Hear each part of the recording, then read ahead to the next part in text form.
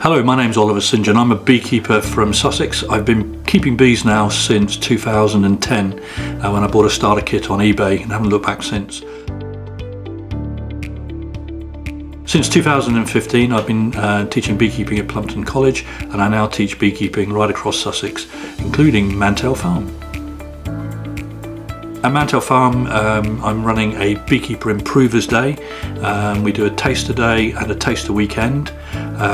New for this year is a hive assembly course where we actually build a hive from flat pack, and every student gets to take home a full hive built in the day. We do a Beekeeping Improver Day. This is for people with some experience. They can actually learn all the sort of gaps in their knowledge which they may have forgotten since they did the taster day a year or two before. Got a new box with 6 frames in, ready to go. The one I really enjoy is the Beekeepers Beginner Weekend, because we can thoroughly go through all the subject matter and also get to inspect the bees both days in some detail. Yeah, so you've got to think about that. So I suspect you can probably do it, but you'd have to put something in. I look forward to seeing you at one of the courses this year, and you can book online at mantelfarm.co.uk.